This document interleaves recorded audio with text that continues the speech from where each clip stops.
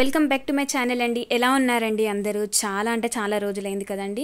Sorry అండి, అంటే మీకు చెప్పకుండా వీడియోస్ అనేటువంటిది తీయకుండా ఉండడం అనేది సారీ ఫర్ దట్. చాలామంది కమెంట్స్ చేస్తున్నారు, మెయిల్స్ చేస్తున్నారు. పాత వీడియోస్కి వెళ్ళి అక్క మీరు కమెంట్స్ అన్నీ ఆఫ్ చేశారు ఈ మధ్యకాలంలో అని చెప్పేసి చాలా పాత వీడియోస్కి వెళ్ళి మరీ కమెంట్స్ చేస్తున్నారండి. థ్యాంక్ యూ అండి, మీ అందరి అభిమానానికి థ్యాంక్ యూ. చాలామంది అక్క అసలు మీరు తీయట్లేరు, మా ప్రిపరేషన్ ముందుకు వెళ్ళట్లేదు వీడియోస్ చేయడం బంద్ చేయడం వల్ల అని చెప్పేసి కూడా అంటున్నారు.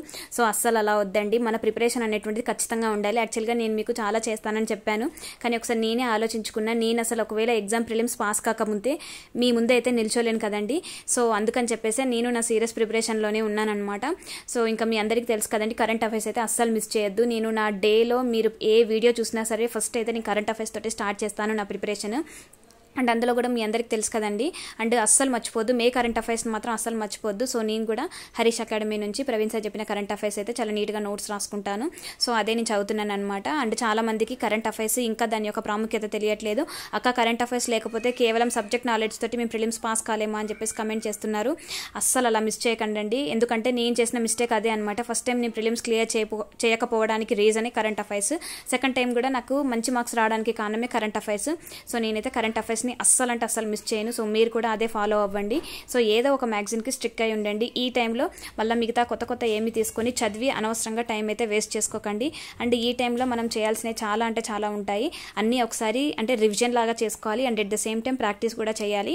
అండ్ వెంటనే మీ అందరికీ తెలుసు కదండి, గ్రూప్ 1కి యూపీఎస్సీకి ఓన్లీ 1 వీకే గ్యాప్ ఉంది కాబట్టి ఈసారి మన ప్రిలిమ్స్ ఎలా రాసినా సరే అది మన యూపీఎస్సీ ప్రిలిమ్స్ అనేటువంటిది ఎఫెక్ట్ అవ్వకూడదు. సో ఎగ్జామ్ అదే రోజు మనం వదిలేసి రావాలి. ఇంకా ఆ ఎమోషన్స్ అన్ని పక్కకు పెట్టేసి నెక్స్ట్ యూపీఎస్సీ మీద పడకుండా వెంటనే ఆ 1 వీక్లోనే మనము ఏమైనా చదివేటి ఉంటే సపరేట్గా చదివేసేయాలి. అండ్ మోస్ట్లీ సీసాట్ మీద బాగా కాన్సన్ట్రేట్ చేయాలి. అండ్ చాలామంది అక్క ఈ టైంలో మేము రివిజన్ ఎలా చేయాలో అర్థం కావట్లేదు. అండ్ ఒక సబ్జెక్ట్ కంప్లీట్ చేయడానికి మినిమం 1 మంత్ పడుతుంది. ఇప్పుడున్న ఈ తక్కువ టైంలో మేము అసలు రివిజన్ ఎలా చేయాలి అని అంటే నాకు తెలిసి ఈ టైంలో రివిజన్ కంటే ఎక్కువ మాక్ టెస్ట్లు ఇవ్వడం బెటర్. అండ్ బాగా టెస్టులు రాయాలండి. మనకు రెండింటికి సేమ్ సిలబస్ కాబట్టి నేనేం చేశానంటే మనకు తెలంగాణ స్టేట్స్కి సంబంధించి అలాంటి బుక్స్ అయితే రాలేదు. సపరేట్గా గ్రూప్ 1కి ఇలాంటి ప్రాక్టీస్ టెస్టులు చేయండి అని చెప్పేసి దానికి అంటే మనకు అందులో కూడా యాప్టిట్యూడ్ లాజికల్ రీజనింగ్ అవి ఉన్నాయి కదండి. సో దానికి సపరేట్ బిట్స్, దీనికి సపరేట్ బిట్స్ అలా ఏమీ రాలేదు కాబట్టి నేనేంటంటే యూపీఎస్సీయే ప్రిపేర్ అవుతున్నానండి.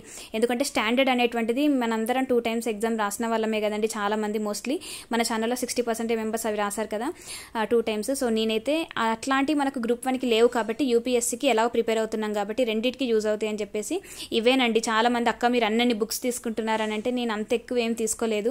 నేను తీసుకునే మీ అందరికీ చెప్తూనే ఉంటాను ఏం తీసుకున్నా. నాకు ఎన్సీఆర్టీస్ లాస్ట్ టైము ఈ బుక్స్ అనేటువంటి తెలియదండి. సో అందుకని చెప్పేసి ఈసారి బాగా గట్టిగానే వేయాలి, మన సైడ్ నుంచి ప్రయత్నం లోపం ఏమీ ఉండద్దు అని చెప్పేసి నేనైతే ఎన్సీఆర్టీస్కి సంబంధించిన అంటే దానికి సంబంధించిన కంటెంట్ బిట్స్ ప్లస్ దానికి సంబంధించిన కంటెంట్ 2 ప్రాక్టీస్ చేసేలాగా నేను బుక్స్ తెచ్చుకున్నానండి. సో దాంతోపాటు ఈ మాక్ టెస్ట్ పేపర్స్ అండి, జనరల్ స్టడీస్ పేపర్ 1కి పేపర్ 2కి సపరేట్గా తీసుకున్నాను. సో నేనైతే అంటే మీ అందరికీ తెలుసు కదండి, నేను నార్మల్గా ఆల్మోస్ట్ నేను ఏంటంటే ఫ్రీ రిసోర్సెసే వాడతానమాట. అంటే నార్మల్గా ప్రాక్టీస్ చేయడానికి టెస్ట్ల కోసము.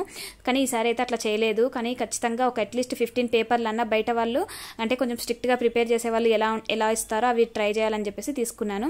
And at the same time నేను మీ అందరికీ చూపించాను కదండి ఇది ఒక బుక్ అయితే తీసుకున్నానని చెప్పేసి.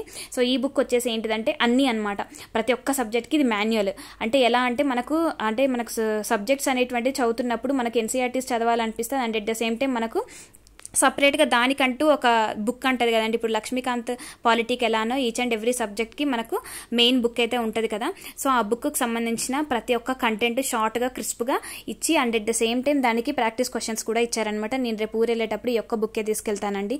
అన్ని బుక్స్ ఇప్పుడు నేను చూపించిన ప్రతి ఒక్క బుక్ తీసుకెళ్ళలేను కాబట్టి ఇది ఒక్క బుక్ చాలా మంచిగా డిజైన్ చేశారనిపించింది. ఎందుకంటే ఊరు వెళ్ళిన ప్రతిసారి కాంప్రమైజ్ అవ్వాల్సి వస్తుంది. ఇక్కడ ఏదో జల్దీ చదివేసి మిగతా బుక్ తీసుకోబోతున్నా మళ్ళీ అదేం చదివినా అని మళ్ళీ గుర్తు రావట్లేదు అనమాట. సో అందుకని ఒకే ఒక్క బుక్లో అన్నీ ఉండేలాగా అయితే తీసుకున్నాను. సో ఈ బుక్ అనేటువంటి చాలా బెస్ట్ అనిపించింది. సో ఈ బుక్ అండి ఇది ఒకటి తీసుకున్నాను. అండ్ నేనేం చేశానంటే ఇప్పుడు నేను చెప్పబోయే అసలు వీడియోని అయితే అస్సలు స్కిప్ చేయొద్దండి. ఈ వీడియోలో చాలా ఇన్ఫర్మేషన్ ఉంటుంది. సో నేనేం చేశానంటే అంటే నేను ఇంతకుముందు మీకు వీడియోస్లో కూడా చాలాసార్లు చెప్పాను కదండి, నేను యూపీఎస్సీ ప్రిలిమ్స్ రాసే ముందు మీకు కొన్ని ఇంపార్టెంట్ విషయాలు చెప్తానని చెప్పేసి. సో మెయిన్ ఇంపార్టెంట్ థింగ్ ఏంటిదంటే యూపీఎస్సీలో అందరు మీరు ఏ టాపర్ని అడిగినా కూడా ప్రీవియస్ ఇయర్ క్వశ్చన్స్ చూడండి అని చెప్తారు కదా. సో ఇప్పుడు నేను చెప్పే ఈ విషయాలు మాత్రం ఖచ్చితంగా మైండ్లో ఫీడ్ చేసుకోండి. ఖచ్చితంగా పాస్ట్ 10 years క్వశ్చన్ పేపర్స్ అయితే ఖచ్చితంగా చూడాలి.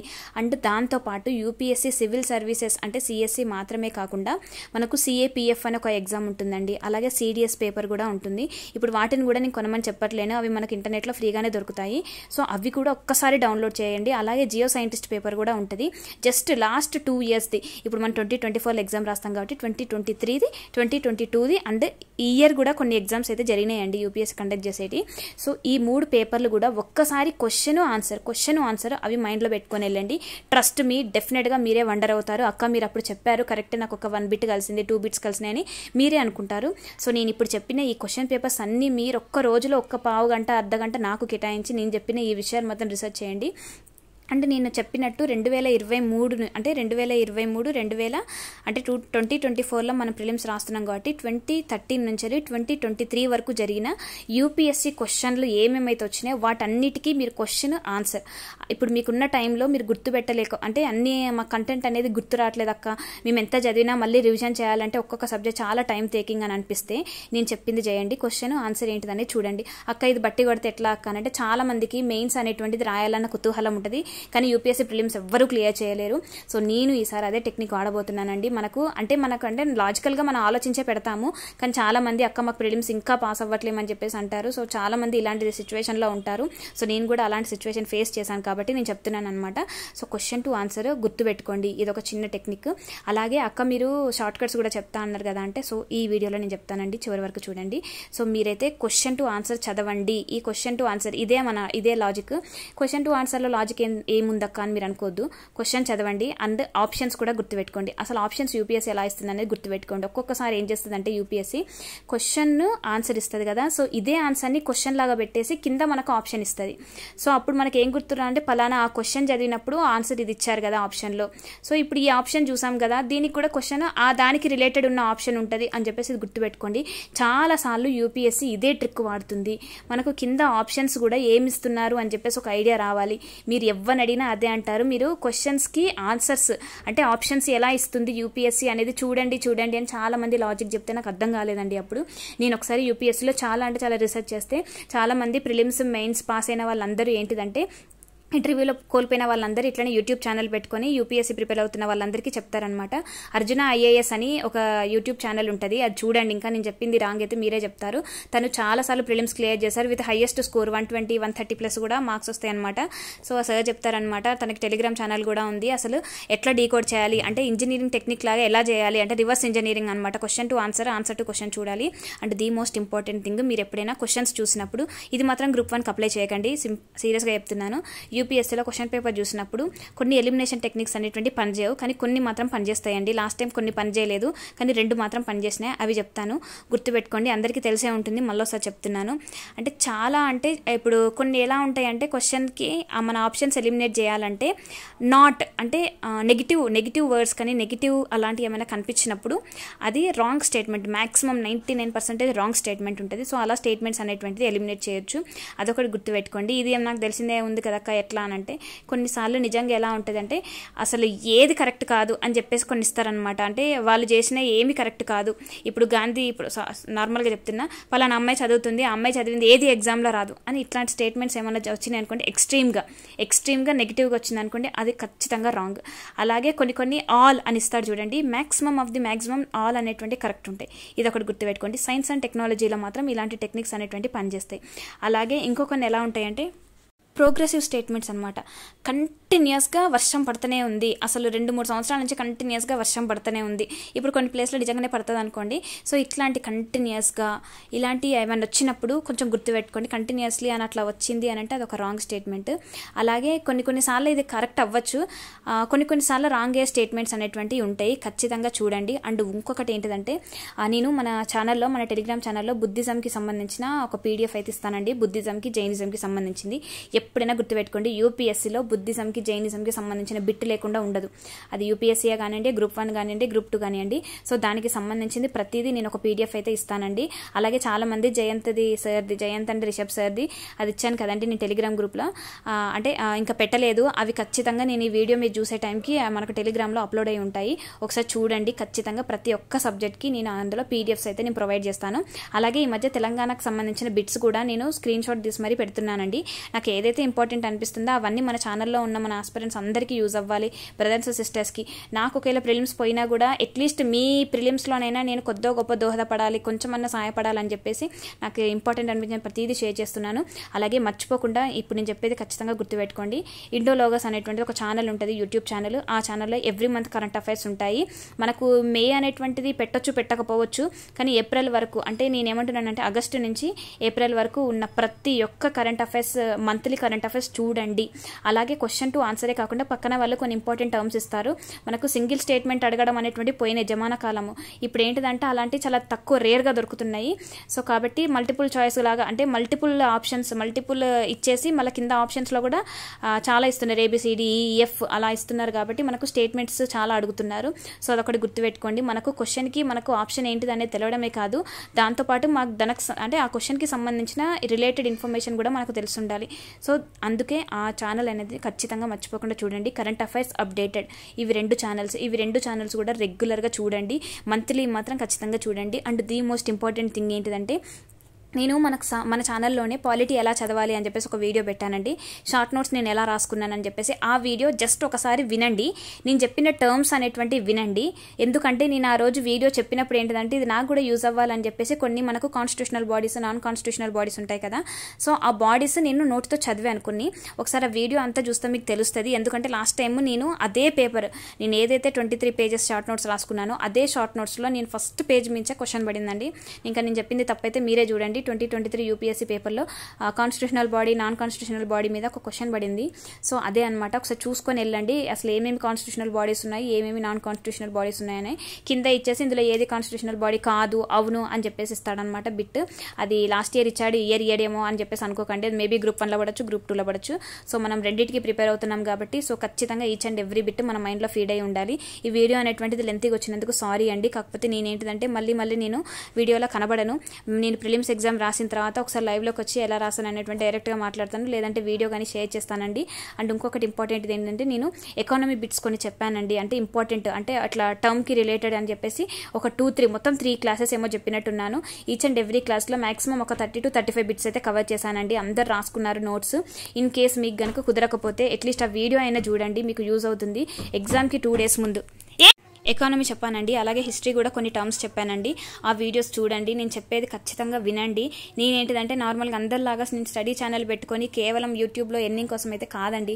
నేను కూడా ఒక సిన్సియర్ ఆస్పిరెంట్ని. నేను చాలా చదివాను, బీటెక్ వరకు ఒక గోల్డ్ మెడల్ స్టూడెంట్ లానే ఉన్నానన్నమాట. సో నేను ఇంతే, ఖచ్చితంగా ఏదో ఒక ఎగ్జామ్ నేను కొట్టాలన్నదే Group 1 అనేటువంటిది నా మెయిన్ ఉద్దేశము. సో అదే అనమాట. ఇన్నిసార్లు UPSC రాశాను, లాస్ట్ అటెంప్ట్లో UPSC క్లియర్ చేస్తాను, మొత్తం అన్ని స్టేజెస్ క్లియర్ చేస్తాను అన్న కాన్ఫిడెన్స్ అయితే ఏమో చేయగలనేమో, కానీ అంత అయితే లేదండి నాకు. సో అందుకని Group 1 మీదనే బాగా గట్టిగానే కూర్చున్నాను అనమాట. ఈసారి ఏదైతే అదైంది అని చెప్పేసి. అలానే నేను Group 1 పోతే మాత్రం బాధపడతాను, కానీ మరీ అంత బాధపడను. మరి ఇదే నా లైఫ్ అని కూడా బాధపడను, ఎందుకంటే I have my own family. So ఖచ్చితంగా నా ఫ్యామిలీ కోసం నేను ఉండాలి. సో ఇది కాకపోతే ఇంకొకటి ఎగ్జామ్ అని చెప్పేసి అదొక స్పోర్టివ్గా నేను తీసుకుంటాను. సో నా ఛానల్ నుంచి, మన ఛానల్లో ఉన్న వాళ్ళందరూ మోటివేషనల్గా తీసుకోవచ్చు. And at the same time positive vibes వస్తాయి. అలాగే ఏంటిదంటే ఇదే లైఫ్ అని మాత్రం అస్సలు ఉండకండి.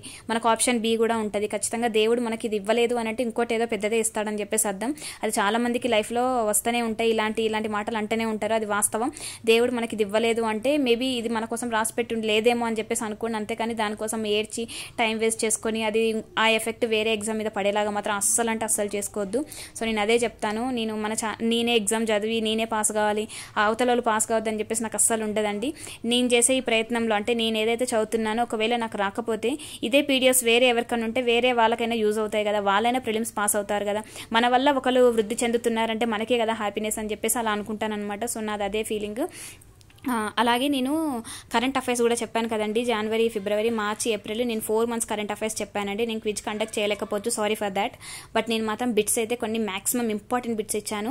సో ఒక్కసారి నేను చెప్పిన ఆ 4 బిట్స్, అంటే ఆ 4 నెలల PDFs చూడండి. నేను హిస్టరీ మీద చెప్పాను, జాగ్రఫీ నేను లాస్ట్ టైం Group 1 ప్రిలిమ్స్ అప్పుడు, అంటే సెకండ్ టైం జరిగిన Group 1 అప్పుడు క్వశ్చన్స్ అనేటువంటి ఎలా పడ్డాయి అని చెప్పేసి, ఫస్ట్ టైం జరిగినప్పుడు, సెకండ్ టైం జరిగినప్పుడు బిట్స్ ఎలా పడ్డాయి అని చెప్పేసి వీడియోస్ కూడా పెట్టానండి. నేను ఆ వీడియో లింక్ నేను డిస్క్రిప్షన్లో ఇస్తాను. చేస్తాను, ఒక్కసారి అదొక్క వీడియో చూడండి. నేనేదో నా వీడియోస్ చూడమని వాటికి పాపులరైజేషన్ రావాలని చెప్పేసి చెప్పట్లేను. సో ఎగ్జామ్ అనేటువంటిది ఎలా కండక్ట్ చేస్తున్నారు, క్వశ్చన్కి ఆన్సర్ అనేటువంటిది అసలు అదే గ్రూప్ 1లో ఎలా ఇస్తున్నారు అని చెప్పేసి అది నేను మీతో షేర్ చేయడానికి. ఒకవేళ ఈ వీడియోని కొత్తగా ఎవరైనా చూస్తున్నట్లయితే మాత్రం ఖచ్చితంగా అవి చూడండి. నేను మ్యాక్సిమం ఒక ఆస్పిరెంట్కి ఏమేమి కావాలో అవన్నీ చెప్పాను. పాలిటీ గురించి చెప్పాను, అలాగే షార్ట్ నోట్స్ రాసుకున్నానని చెప్పాను కదా, ఆ వీడియోని మాత్రం అస్సలు మిస్ చేయొద్దండి. అంటే నేను అందులో ఏమేమి చెప్పాను అవన్నీ అట్లీస్ట్ మనకు ఏంటిదంటే ఆ హెడ్డింగ్స్ అయినా గుర్తుండాలి. ఎలిమినేషన్స్లో అవి ఉపయోగపడతాయండి. మనకు సుప్రీంకోర్టులో అంటే ఈ బిట్ అనేటువంటిది ప్రతిసారి ఎగ్జామ్లో పడుతూనే ఉన్నది. ఒకటి ఇచ్చేసి ఒక స్టేట్మెంట్ ఇచ్చేసి అది సుప్రీంకోర్టు యాక్షన్స్లో దేనికి సంబంధించింది అంటే ఏ కమిటీకి సంబంధించింది అయి ఉండొచ్చు అని చెప్పేసి అడుగుతారండి. అది ఖచ్చితంగా బిట్టుపడుతుంది. అంటే లాస్ట్ టైం స్టేట్కి అంటే ఇంటర్ స్టేట్కి ఇలాంటి ఇష్యూస్ వస్తే అది దేని కిందికి సారీ అండి మాట తడబండి ఏ జ్యూరిస్డిక్షన్ కిందికి వస్తుంది అని చెప్పేసి ఒక బిట్ అడిగాడు కదా. సో అవి మాత్రం ఖచ్చితంగా గుర్తుపెట్టుకోండి. ఈసారి కూడా పడే ఛాన్స్ ఉంటుంది, ఎందుకంటే కంటిన్యూస్గా దాని మీద అడుగుతున్నాడు. అలాగే సర్గోసీ అనేటువంటిది అక్కడ ఉంది. ఇట్లాంటి బిట్స్ అనేటువంటి మనం ప్రీవియస్ ఇయర్ క్వశ్చన్స్ని అస్సలు నెగ్లెక్ట్ చేయొద్దు. ఎందుకంటే ఇది 2016 గ్రూప్ 2లో అడిగిన బిట్ మనకు ఎగ్జాక్ట్లీ గ్రూప్ 1లో సేమ్ అదే బిట్ అడిగాడు. సో గ్రూప్ 2లో పడిన బిట్స్ కూడా గ్రూప్ 1లో పడతాయి. యూపీఎస్సీలో వచ్చిన బిట్స్ కూడా గ్రూప్ 1లో పడతాయి. సో గ్రూప్ 1లో పడ్డాయి, గ్రూప్ 2లో పడతాయి. సో ఇలా ఇంటర్లింకింగ్ అనేటువంటిది ఉంటుంది. ఎవరైతే ప్రీవియస్ ఇయర్ క్వశ్చన్ పేపర్స్ని బాగా అనాలిసిస్ చేస్తారో వాళ్ళకైతే యూపీఎస్సీ కానీ గ్రూప్ 1 ప్రిలిమ్స్ కానీ ఈజీగా క్లియర్ చేస్తారండి. అది మాత్రం నేను డెఫినెట్గా చెప్తాను. ఈ మధ్యకాలంలోనే అసలు ఈ మధ్యకాలంలో చాలా అవేర్నెస్ వచ్చిందనమాట నాకు ఎగ్జామ్స్ మీద.